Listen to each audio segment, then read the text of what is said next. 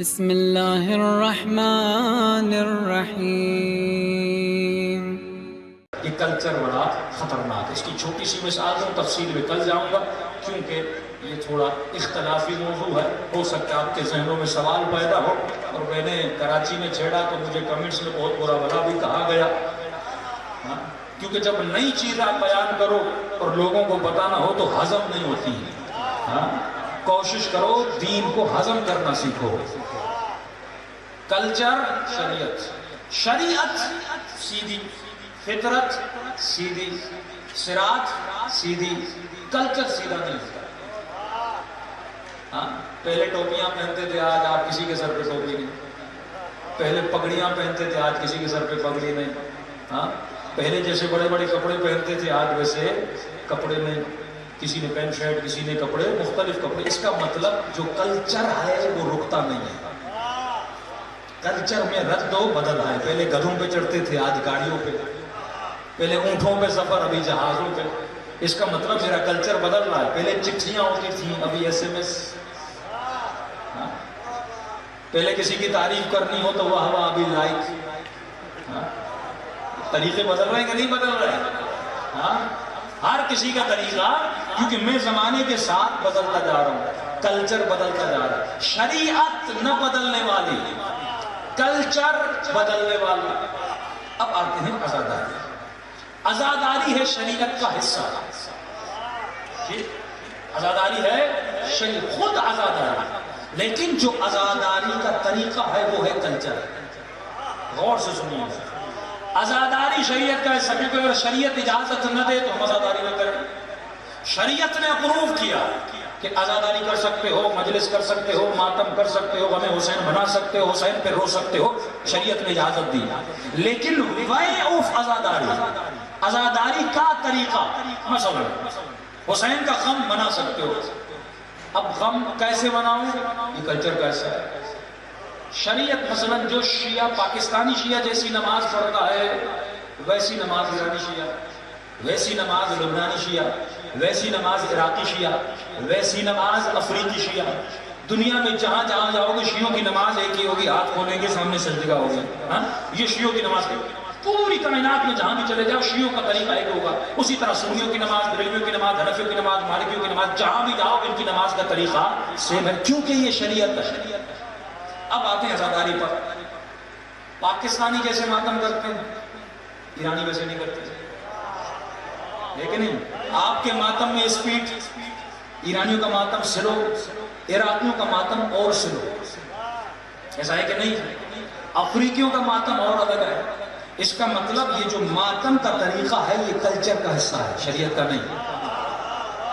اگر یہ شریعت کا حصہ ہوتا تو مجھے ویسا کرنا تھا جیسے سارے شیعہ کریں۔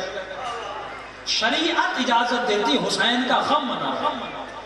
اب غم کا جو طریقہ ہے وہ ہر کسی کا الگ ہے۔ سندھیوں کا غم منانے کا طریقہ الگ، ایرانیوں کا الگ، جرمنز کا الگ، افریقن کا الگ، ہر کسی کا اپنا طریقہ ہے۔ لیکن شریعت کے دائرے میں طریقہ سب کا اپنا اپنا ہے غم منانا۔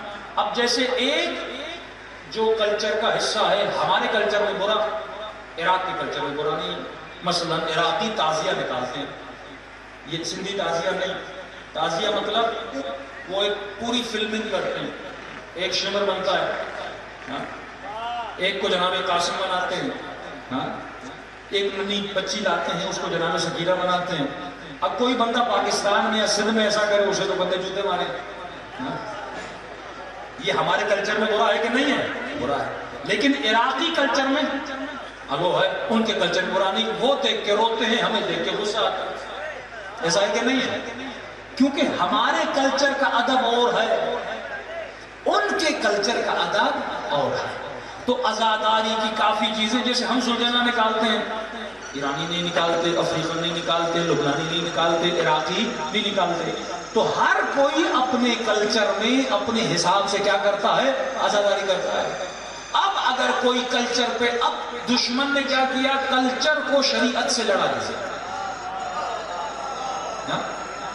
ٹکراؤ ہوا بٹوین دا کلچر اینڈ شریعت۔ شریعت کو کلچر سے لڑا دیا۔ اگر کسی نے کہہ دیا کہ یہ تم غلط کہہ رہے ہو تو کہنے لگے نہیں یہ کلچر نہیں ہے، یہ شریعت ہے. ہاں؟ اور آسان کر کے آپ کو سمجھاؤں، پاکستان کے شیعہ کنگن پہنتے ہیں، ہے کہ نہیں؟ پنجاب کے بعد شیعہ بالیاں بھی پہنتے ہیں، ٹھیک ہے. عراقی شیعہ کنگن نہیں پہنتا، لبنانی شیعہ کنگن نہیں پہنتا. میں منع نہیں کر رہا یہ نہ پہنو، پہنو آپ کی مرضی، لیکن اس کو شریعت کا حصہ نہ بناؤ. یہ کلچر کا حصہ ہے. کہ سندھی ٹوپی کلچر کا حصہ ہے، شریعت کا حصہ نہیں ہے. پہنو، اجرک بھی پہنو، ٹوپی بھی پہنو، لیکن کل کوئی کہہ دے نہیں یہ شریعت کا حصہ ہے، تم سب کو ٹوپی پہننی ہے. اچھا یہ کہنا کہ یہ جو میں کنگن پہن رہا ہوں یہ کس کی سنت ہے؟ سید سجاد کی سنت ہے. جب آپ لفظ سنت لاتے ہو نا پھر شریعت ہے. 5 چیزیں ہیں: مباح، حرام، مستحب، مکروہ، واجب. یہ 5 چیزیں شریعت کا حصہ ہیں. سنت مطلب مستحب. اگر تم نے کہہ دیا کہ جو میں کنگن پہنتا ہوں یہ سنت ہے، اس کا مطلب یہ کیا بنی؟ شریعت کا حصہ بنی. سنت کی تعریف کیا ہے؟ سنت یا مستحب دونوں سیم ورڈ ہیں، سنت سے سنونمز ہیں. سنت یا مستحب، سنت اس عمل کو کہا جاتا ہے جو معصوم نے خود کیا ہو. یہ ذہن میں رکھیے، ہر وہ عمل سنت ہے جو معصوم اپنی رضایت سے کرے. کہ امام سجاد کو ہتھکڑیاں پہنائی گئی، امام سجاد کو زنجیریں پہنائی گئی، سجاد نے خود نہیں پہنی. یہ فرق ہے کہ امام خود پہنے تو سنت ہے، اگر کوئی بالاجبار پہنائے تو سنت نہیں ہے. ایسے ہی بعض ملعون لوگ تھے جنہوں نے کلچر کو شریعت کے ساتھ ٹکراؤ میں لگایا. یہ جاتے تھے شام سیدہ زینب سلام اللہ علیہا کی زیارت کو، اور اس کے بعد بازار شام آتا تھا. یہ خاص ٹولہ تھا اور کہتا تھا چادریں اتارو. خواتین کی چادریں اترواتے تھے اور کہتے تھے یہ زینب کی سنت ہے. الیاذ باللہ، الیاذ باللہ. ارے وہ بی بی جو چادر کے لیے روتی رہی، کیا بی بی نے اپنی مرضی سے اتاری تھی یا چادر اتاری گئی تھی؟ کیا سید سجاد نے اپنی مرضی سے زنجیریں پہنی تھی؟ ارے جن زنجیروں کا خون صاف کرتے کرتے سکینہ روتی تھی. دیکھو کلچر کو کبھی شریعت کے ساتھ مت ٹکراؤ، یہ کلچر کا حصہ ہے. اگر کنگن پہنتے ہو چاندی کا پہنو، ہاں اب کہہ سکتے ہو کیونکہ مرد پر چاندی مستحب ہے. ہاں اس کو اگر استحباب میں لانا ہے تو اس طرح کہو کہ یہ مستحب ہے، لیکن کبھی بھی اس چیز کو شریعت سے نہ ملاؤ. اب عزاداری میں بہت ساری ایسی چیزیں ہیں جو ہمارے کلچر کا حصہ ہے، ہماری شریعت کا حصہ نہیں. اس کو ہرگز شریعت سے مت ملائیے. کافی لوگ سوال کرتے ہو، جیسے جناب قاسم کی مہندی ہے، یہ بھی کلچر کا حصہ ہے، شریعت کا حصہ نہیں. لوگ محبت میں نکالتے ہیں کہ جوان قاسم تھے، ماں کی حسرت تھی کہ بیٹے کی شادی ہوتی، تو اس کلچر کے حساب سے عراقی بھی نکالتے ہیں. جناب قاسم کی مہندی پاکستان میں بھی نکالی جاتی ہے کیونکہ مہندی کا کلچر ہمارے یہاں پہلے تھا، کیونکہ یہاں دلہے کو مہندی لگائی. اس کلچر سے کوئی نکالتا، لیکن اس کو شریعت کا حصہ نہ بنایا جائے. اور کوئی ایسا کلچر جو شریعت سے ٹکرا جائے پھر گناہ ہے، پھر اس کلچر کو ہمیں مٹا دینا ہے. اگر وہ شریعت منع کرے، یعنی کوئی ایسا کام جو امام حسین منع کرے، جیسے یہ کام کہ خواتین چادریں اتار کے چلیں. اس سال پرنٹس کی آ رہی ہے نا کہ مرد ماتم کر رہے ہیں اور عورتوں نے بال کھولے ہوئے ہیں اور بیچ میں چل رہے ہیں اور مجمع گریا کر رہا ہے. ایسے لوگوں پر امام سجاد لعنت بھیجنا.